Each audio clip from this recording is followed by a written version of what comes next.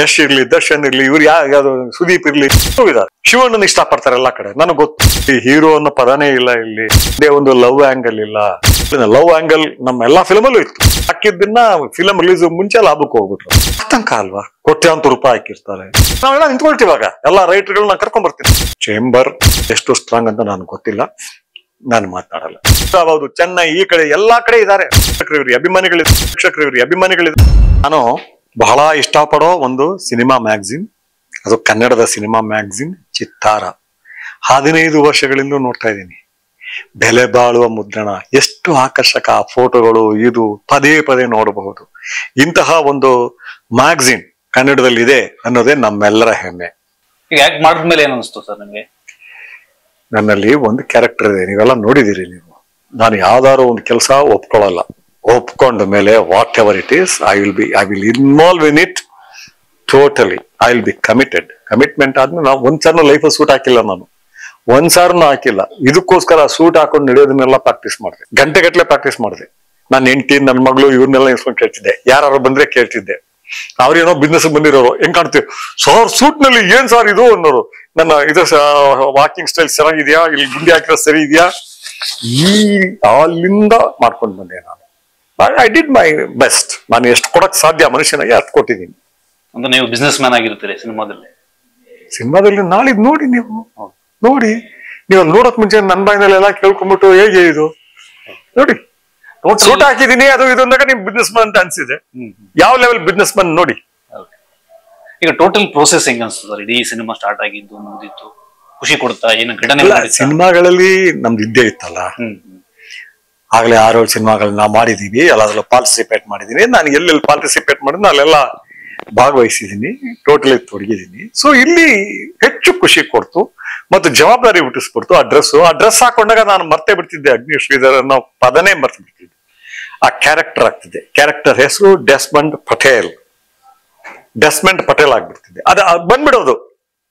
ಆ ಡ್ರೆಸ್ ಹಾಕೊಂಡು ಆ ಗೆಟಪ್ ಬಂದ ತಕ್ಷಣ ನಾನು ಟೀ ಶರ್ಟ್ ಹಾಕೊಂಡು ಆರಾಮಾಗಿರೋ ಮನುಷ್ಯ. ನಾನು ತುಂಬಾ ಆರಾಮಾಗಿ ಅದು ಹಾಕಿದ ತಕ್ಷಣ ಬೇರೆ ತರ ಬಂದ್ಬಿಡೋದು. ಓಕೆ, ಈಗ ನಿಮ್ಮ ಸಿನಿಮಾ ಹಿಟ್ ಆಗುತ್ತೆ, ನಿಮ್ಮ ಪಾತ್ರ ಜನಮನ್ನಣೆ ಪಡೆಯುತ್ತೆ, ಬೇರೆ ಬ್ಯಾನರ್ನವರು ನಿಮಗೆ ಆಫರ್ ಮಾಡ್ತಾರೆ ಒಳ್ಳೊಳ್ಳೆ ಕ್ಯಾರೆಕ್ಟರ್, ಅವಾಗ ಮಾಡ್ತೀರಾ? ಹೇಗೆ ಮಾಡ್ಲಿ, ಡಿಪೆಂಡ್ಸ್. ನಾನು ವೃತ್ತಿಯಾಗಿ ಖಂಡಿತ ತಗೊಳ್ಳೋದಿಲ್ಲ, ಆಗೋದು ಇಲ್ಲ, ಅಷ್ಟು ಸಮಯನೂ ಇಲ್ಲ. ಬಟ್ ಯಾವ್ದೋ ಒಂದು ಚಾಲೆಂಜಿಂಗ್ ರೋಲ್ ಬಂದ್ರೆ definitely I will think about it. ಆ ಲೆವೆಲ್ ಬಂದ್ರೆ, ಸಮಾಜದಲ್ಲಿ ಬೇರೆ ಅರಿವನ್ನ ಮೂಡಿಸಬಹುದು ಈ ಪಾತ್ರ ಅಂತ ಬಂದ್ರೆ ಐ ಥಿಂಕ್ ನೋಡ್ತೀನಿ ನಾನು. ತಮಸ್ಸು ಆದ್ಮೇಲೆ ಡೈರೆಕ್ಟೇ ಮಾಡಿಲ್ವಲ್ಲ ಸರ್ ನೀವು? ಡೈರೆಕ್ಷನ್ ಮಾಡಿ ಏನ್ ಮಾಡ್ತಾ ಇರೋರೆಲ್ಲ ನನ್ನ ಕೈ, ನನ್ನ ಕಾಲು, ನನ್ನ ಕಣ್ಣುಗಳು ಇವರೇ ಅಲ್ವಾ ನಮ್ಮ ಮಕ್ಳುಗಳು. ಇನ್ ಅವ್ರು ಮಾಡಿದ್ರೆ ಏನೋ ನಾನ್ ಮಾಡಿದ್ರು ಅವ್ರು ಅಲ್ಲೇ ಇದ್ದೇ ಇರ್ತಾರೆ. ಸೊ ಹಾಗಾಗಿ ನಾನ್ ಮಾಡ್ಬೇಕು ಅಂತ ಏನಿಲ್ಲ, ಮುಂದೇನು ಅಷ್ಟೇ. ಈ ಸಿನಿಮಾ ಮೂಲಕ ಸರ್ ಪ್ರೇಕ್ಷಕರಿಗೆ ಏನ್ ಹೇಳಕ್ ಇಷ್ಟಪಡ್ತೀರಿ? ಸಿನಿಮಾ ಮೂಲಕ ನೀವು ಈ ಒಡಲ ಗರ್ಭದಲ್ಲಿ ಏನೇನ್ ಇಟ್ಕೊಂಡಿದೆ, ನೀವು ಜೀವಿಸ್ತಿರೋ ಈ ಸಮಾಜ ಅನ್ನೋದ್ರ ಅರಿವನ್ನ ನಾವು ಮೂಡಿಸ್ತೀವಿ ನಿಮ್ಗೆ. ಇದನ್ನ ನಿಮ್ಗೆ ಹೇಳ್ಕೊಡ್ತೀವಿ. ತನ್ನ ಕೋರ್ನಲ್ಲಿ ಏನೋ ಅನ್ರೀಚಬಲ್ ಕೋರ್ನಲ್ಲಿ ಏನೆಲ್ಲ ಇಟ್ಕೊಂಡಿದೆ ಅನ್ನೋ ಒಂದು ಅರಿವನ್ನ ನಿಮಗೆ ಕೊಡ್ತೀವಿ ಅನ್ನೋದನ್ನ ಹೇಳಕ್ ಇಷ್ಟಪಡ್ತೀನಿ. ಓಕೆ ಸರ್, ಆಮೇಲೆ ಹೆಡ್ ಅಂಡ್ ಬುಷ್ ರಿಟರ್ನ್ ವಿಚಾರದಲ್ಲಿ ಚೆನ್ನಾಗಿ ವರ್ಕ್ ಆಯ್ತು, ಬಟ್ ಜನರನ್ನು ತಲುಪಲ್ಲಿ ಎಲ್ಲೋ ಇದಾಯ್ತಾ? ಇಲ್ಲ, ಜನರನ್ನು ತಲುಪ್ತು. ಹಾಗೆ ಪ್ರೊಡ್ಯೂಸರ್ ಪಾಯಿಂಟ್ ಆಫ್ ವ್ಯೂ ನಲ್ಲಿ it is a huge success. ಹಾಕಿದ್ದನ್ನ ಫಿಲಂ ರಿಲೀಸ್ ಮುಂಚೆ ಲಾಭಕ್ಕೆ ಹೋಗ್ಬಿಟ್ರು ಅವರು. ನನಗೆ ನನ್ನ ಹಿಂದಿನ ಸಿನಿಮಾಗಳಷ್ಟು ತೃಪ್ತಿ ಅದು ಕೊಡ್ಲಿಲ್ಲ. ಯಾಕೆಂದ್ರೆ ತುಂಬಾ ಕಮರ್ಷಿಯಲ್ ಮಾಡ್ಬಿಟ್ರು. ಪಾಪ ನಾನು ಒಪ್ಸೆ ಮಾಡಿದ್ದು, ಯಾರು ನೀವೇನಾರು ಹೇಳಿ ಸರ್ ನಾವ್ ಹಿಂಗ್ ಮಾಡ್ತೀವಿ ಅಂತ ಒಬ್ರು ಹೇಳಲಿಲ್ಲ. ನಿಮ್ಗೆ ಗೊತ್ತಿಲ್ಲ ಇವತ್ತು ಆಡಿಯನ್ಸ್ ಎಲ್ಲ ಗೊತ್ತಿರೋದು ಅವ್ರಿಗೆ ಅನ್ನೋ ರೀತಿ ನಂಗೆ ನಂಬಿಸ್ಬಿಟ್ರು. ಇವತ್ತು ನನಗೆ ಗೊತ್ತಾಗ್ತಾ ಇದೆ ಆಡಿಯನ್ಸ್, ಅಟ್ಲೀಸ್ಟ್ ನನ್ನ ಆಡಿಯನ್ಸ್ ನನಗೆ ಚೆನ್ನಾಗಿ ಗೊತ್ತಿದ್ರು ಅಂತ. ಸೊ ಹಾಗಾಗಿ ಅವರ ಆಡಿಯನ್ಸು ಬರ್ತಿದ್ರು. ಆಗ ಅವರು ಹಠ ಮಾಡ್ಬಿಟ್ರು, ಬಿಡಿ ಅದ್ರಲ್ಲಿ ಇರೋ ಒಂದು 10-6 ಇದಿದೆ, ಬಟ್ ಆ ಹುಡುಗ ಯಾಕೆ ಹಂಗ್ ಮಾಡ್ದ ಧನಂಜಯ ಅಂತ ಹೇಳಿದ್ರೆ ಆತಂಕ ಅಲ್ವಾ? ಕೋಟ್ಯಾಂತರ ರೂಪಾಯಿ ಹಾಕಿರ್ತಾರೆ, ಇಡೀ ಲೈಫ್ ನ ಸ್ಟೇಕ್ ಇಟ್ಟಿರ್ತಾರೆ, ಹೆಚ್ಚು ಕಡಿಮೆ ಆದ್ರೆ ಏನು ಅಂತ ಆ ಇದ್ರಲ್ಲಿ ಮಾಡಿದ್ರು. ಬಟ್ ಇವತ್ತೇ ನಾವು ಮಾಡಿದ್ರೆ, ನೇರವಾಗಿ ಹೇಳ್ತಿದ್ದೀನಿ, ಧನಂಜಯ ಇರ್ಲಿ ಬೇರೆ ಯಾರೇ ಇರ್ಲಿ, ನಾನು ಏನ್ ಹೇಳ್ತೀನೋ ಅದನ್ನೇ ಕೇಳ್ತಾರೆ, ಹೇಳಕ್ ಕೂಡ ಬರಲ್ಲ. ಅದನ್ನ ಆಮೇಲೆ ಹೇಳಿದ್ದಾರೆ ಸರ್, ಹೇಳಿದಾಗ ಇದ್ದಾಗ ಚೆನ್ನಾಗಿತ್ತು, ನಾವು ಸ್ವಲ್ಪ ಕಮರ್ಷಿಯಲ್ ಯೋಚನೆ ಮಾಡ್ಕೊಂಡು ಬೇರೆ ತರ ಮಾಡಕ್ ಹೊರಟ್ಬಿಟ್ವಿ. ಅವ್ರ ಸಿನಿಮಾ ಆ ರೀತಿ ಬಂದೇ ಕಮರ್ಷಿಯಲ್ ಸಕ್ಸಸ್ ಆಗ್ಬೇಕಾಗಿತ್ತು ಅನ್ನೋ ಪದಗಳು ಮಾತಾಡ್ತಾ ಇದ್ದಾರೆ. ಓಕೆ ಸರ್, ಈಗ ಪಾನ್ ಇಂಡಿಯಾ ಟ್ರೆಂಡ್ ನಡೀತಾ ಇದೆ. ಈ ಸಂದರ್ಭದಲ್ಲಿ ಕ್ರಿಮ್ ಯಾವ ರೀತಿ ಪಾನ್ ಇಂಡಿಯಾ ಸಿನಿಮಾ ಆಗಬಹುದು ಅಂತ ನಿಮ್ಗೆ ಅನ್ಸುತ್ತೆ? ಇಡೀ ಪ್ರಪಂಚಕ್ಕೆ ಹೋಗುತ್ತೆ ಕನ್ನಡದಲ್ಲಿ ಬಂದ್ಮೇಲೆ. ಯಾಕೆಂದ್ರೆ ಈ ಸಬ್ಜೆಕ್ಟ್ ಯಾರು ಡೀಲ್ ಮಾಡಿಲ್ಲ. ನನ್ನೊಬ್ರು ಸ್ನೇಹಿತರಿದ್ದಾರೆ ಅಮೆರಿಕಾದಲ್ಲಿದ್ದವರು, ಈಗ ಕನ್ನಡದಲ್ಲಿ ಡೈರೆಕ್ಟರ್ ಕೂಡ ಆಗಿದ್ದಾರೆ. ಅಮೆರಿಕಾದಲ್ಲಿ ಕೂಡ ಸಾಕಷ್ಟು ಕಾಲ ಇದಾಗಿದ್ದವರು. ಅವರು ಒಂದೇ ಮಾತು ಹೇಳಿದ್ರು, ಈ ಸಬ್ಜೆಕ್ಟ್ ನ ಟಚ್ ಕೂಡ ಮಾಡಿಲ್ಲ ಈವನ್ ಯುರೋಪಿಯನ್ ಇವರು. ಆಮೇಲೆ ಕ್ರೂಡಾಗಿ ಮಾಡ್ಬಿಡ್ತಿದ್ರು. ಏನ್ ಈ ತರ ಮಾಡಿದಿರಿ? ಅವ್ರು ಮಾತ್ರ ಅವ್ರ ಜೊತೆ ತೋರಿಸಿದ್ದೆ, ನಾನು ಅರ್ಧ ಫಿಲ್ಮ್ ತೋರಿಸಿದ್ದೆ. ಏನ್ ಹಿಂಗ್ ಮಾಡಿದಿರಿ ಅಂತ ಹೇಳಿ ಅಭಿನ ತಗ್ಗೊಂಬಿಟ್ರು. ಇದೆಲ್ಲೋ ಹೊರಟೋಗುತ್ತಪ್ಪ ಅಭಿ, ಖಂಡಿತ ಪ್ರಪಂಚದ ಲೆವೆಲ್ಗೆ ಹೋಗುತ್ತಿದ್ದು, ಇಡೀ ವಿಶ್ವಕ್ಕೆ ಹೋಗುತ್ತೆ. ಪ್ರತಿಯೊಬ್ರು ಇದನ್ನ ನಿರ್ಧಾರ ಮಾಡ್ತಾರೆ, ಏನೋ ಅವ್ರ ಭಾಷೆಗಳಲ್ಲಿ ರೀಮೇಕ್ ಆದ್ರೂ ಮಾಡ್ತಾರೆ, ನಿಮ್ ಕೈಲೇ ಮಾಡಿಸ್ತಾರೆ ಅನ್ನೋಷ್ಟು ಮಾತಾಡ್ತಿದ್ದಾರೆ.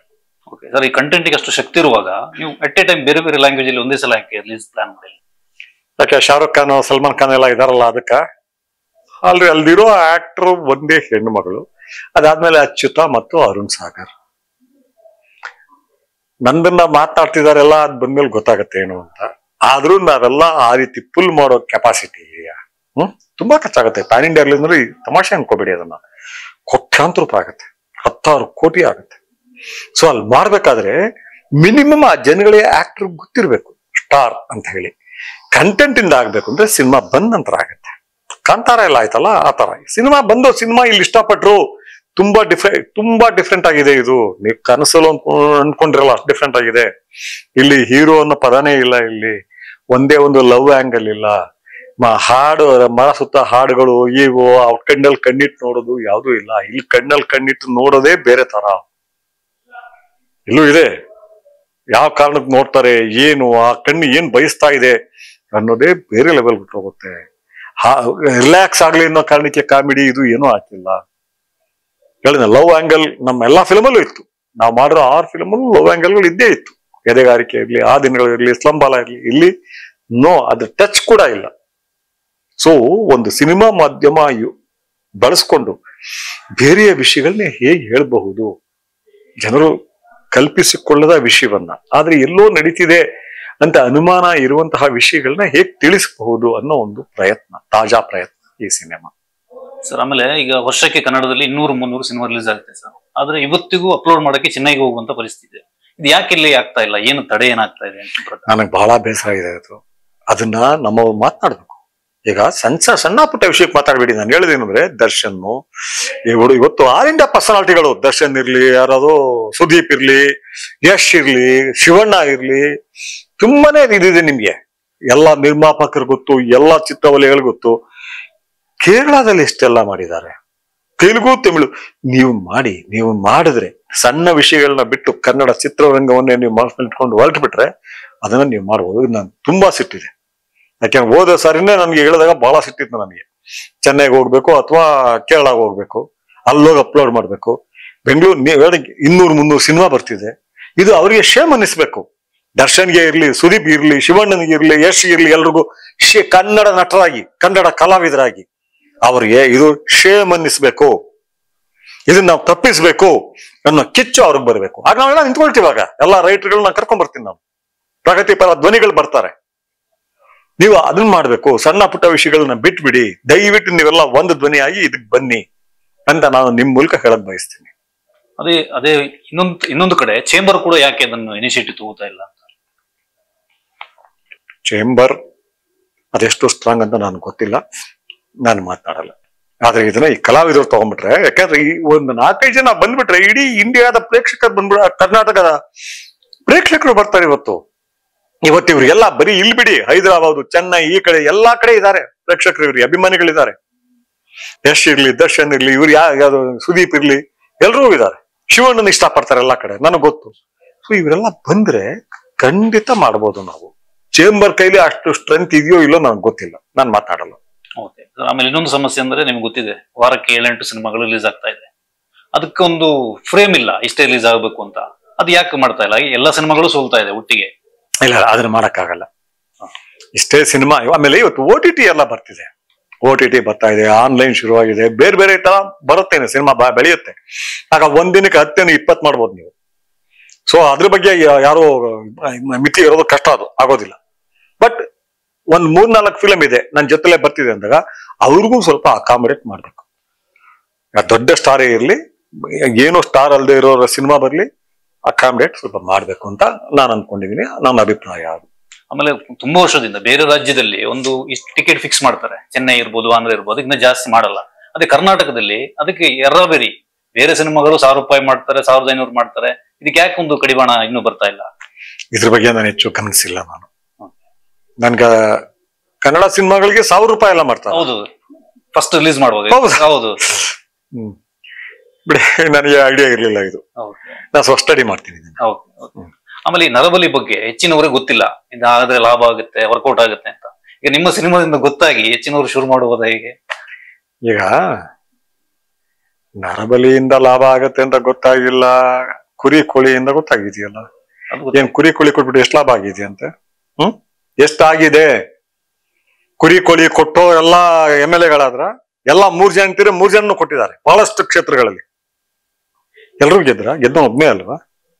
ಅದೇ ರೀತಿ ಅದು ಕೊಡೋದ್ರಿಂದ ನೀವು ಊಟ ಸಿಕ್ಬಿಡ್ತಾ? ನೀವು ಅದನ್ನ ಕೊಟ್ಟು ಆ ಹೆಸರಲ್ಲಿ ಊಟ ಮಾಡಿದೀರಾ ಬಿಟ್ರೆ, ಅದು ಕೊಡೋ ಕಾರಣಕ್ಕೋಸ್ಕರ ನಿಮ್ ಮನೆಗೆ ಅಕ್ಕಿ ಬಂದ್ಬಿಡ್ತಾ? ನಿಮ್ಗೆ ಏನ್ ಕೆಲಸ ಸಿಕ್ಬಿಡ್ತಾ? ಸೊ ಇದನ್ನ ನೋಡಿ, ಆಮೇಲೆ ನರಬಲಿ ಅನ್ನೋದನ್ನ ಅಷ್ಟು ಈಸಿ ಆಗಿ ತಗೋಬೇಡಿ. It is a very very very serious offence, bigger offence than rape. ಅದು ಇದು ಆರ್ಡಿನರಿ ಮರ್ಡರ್ಗಳನ್ನ ಮೀರಿದ ಅಫೆನ್ಸ್ ಅದು. ಒಂದ್ ಕಡೆ ಮೌಢ್ಯ, ಇನ್ನೊಂದ್ ಕಡೆ ಕ್ರೌರ್ಯ, ಆ ಕಾಂಬಿನೇಷನ್ಗಳು. ಸೊ ನಮ್ಮ ಸಿನಿಮಾ ನೋಡಿ ಯಾರು ಕೊಡ್ತಾರೆ ಅಂತ ಖಂಡಿತ ಅನ್ಸಿಲ್ಲ, ಆ ತರ ಆಗಲ್ಲ. ಆಮೇಲೆ ಮತ್ತೆ ನಮ್ಮ ಸಿನಿಮಾದಲ್ಲಿ ಹೇಳಿದೀವಿ, ಅದ್ ಕೊಟ್ಟ ಮೇಲೆ ಏನಾಗುತ್ತೆ ಅನ್ನೋದನ್ನು ಹೇಳಿದೀವಿ, ಅದನ್ನು ಹೇಳ್ಬಿಟ್ಟಿದೀವಿ. ಕೊಟ್ಟು ಸಂಪತ್ತಲ್ಲಿ ಮೆರಿತಿದ್ದಾರೆ ಅಂತ ಹೇಳಿದೀವ. ಏನ್ ಹೇಳಿದೀವಿ ನೀವು ಸಿನಿಮಾ ನೋಡಿ ಗೊತ್ತಾಗುತ್ತೆ. ಓಕೆ. ಆಮೇಲೆ ನಿಮ್ಮ ಮತ್ತು ಸಂಯುಕ್ತ ಅವರ ಪಾತ್ರ ಬಿಟ್ಟು ಬೇರೆ ಯಾವ ಇಂಟ್ರೆಸ್ಟಿಂಗ್ ಪಾತ್ರಗಳಿದೆ? ಅಚ್ಯುತ ತುಂಬಾ ಇಂಟ್ರೆಸ್ಟಿಂಗ್, ಭಿನ್ನವಾಗಿದೆ. ಅರುಣ್ ಸಾಗರ್, ರೋಷನ್, ಆ ಹುಡುಗನ್ನ ಬಿಟ್ಟು ಇನ್ಯಾರ ಕೈಲೂ ಮಾಡ್ಸಕ್ಕಾಗಲ್ಲ. ಬಾಬಾ ಪಾಲ್ಟ್ ಅಂತ ಕುತ್ಕೊಂಡ್ಬಿಟ್ರು ಪ್ರೊಡ್ಯೂಸರ್ ಮಾತ್ರ ಸೈಲೆಂಟ್ ಆಗಿ ಅವ್ರು ಏನೇನ್ ಬೇಕಾ ಎಲ್ಲ ಹೇಳ್ಕೊಂಡ್ಬಿಟ್ರು. ಅವ್ರು ಸೈಲೆಂಟ್ ಆಗಿ ಮಾಡಿದ್ರಲ್ಲ, ನನಗ್ ಬೇಕೇ ಬೇಕು ಇದು ಅದು ಅಂತ ಹೇಳಿಲ್ಲ. ಅಯ್ಯೋ ಏನಪ್ಪಾ ನಿನ್ನ ತೈಜು, ನಿನ್ ಭುಜ ಹೆಂಗಿದ್ಯಪ್ಪ ಬಾಬಾ ನೀನೇ ಅನ್ಬಿಟ್ರು. ನಿನ್ಬಿಟ್ಟು ನಾನು ಯಾರನ್ನೂ ಕಲ್ಪಿಸ್ಕೊಳಕ್ಕಾಗಲ್ಲ ಬಾಬಾ ಅಂದ್ಬಿಟ್ರು.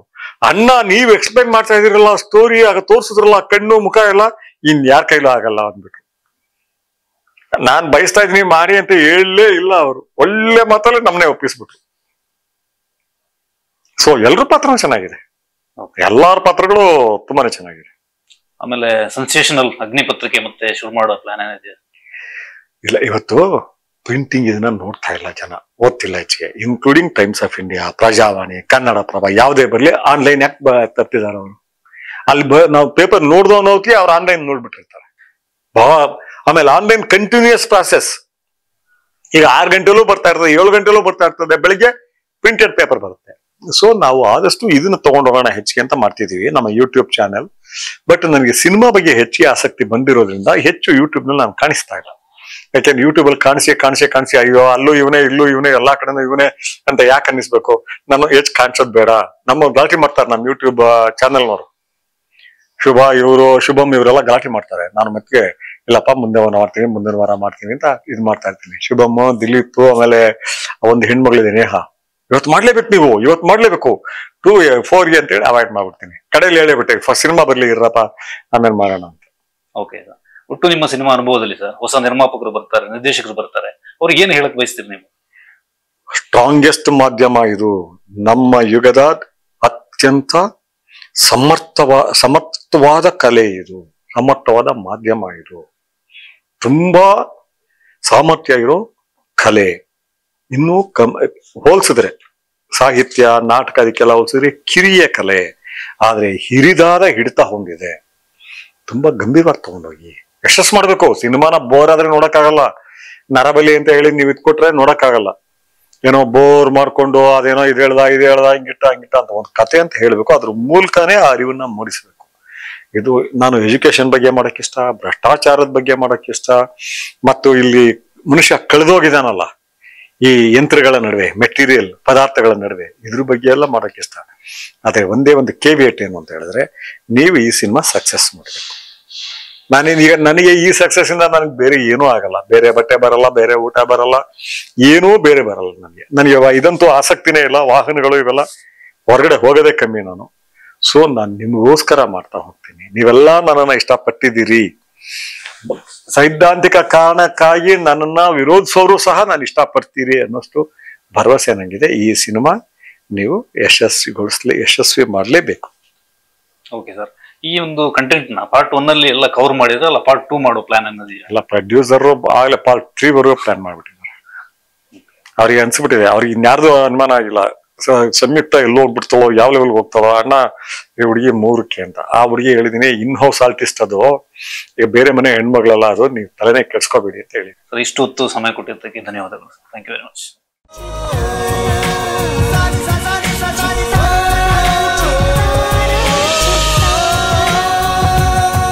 ಕನ್ನಡಿಗರ ಮನೆ ಮಾತಾಗಿರುವ ಸಿನಿ ಪತ್ರಿಕೆ ಚಿತ್ತಾರ, ಕರ್ನಾಟಕದ number 1 readers choice entertainment magazine.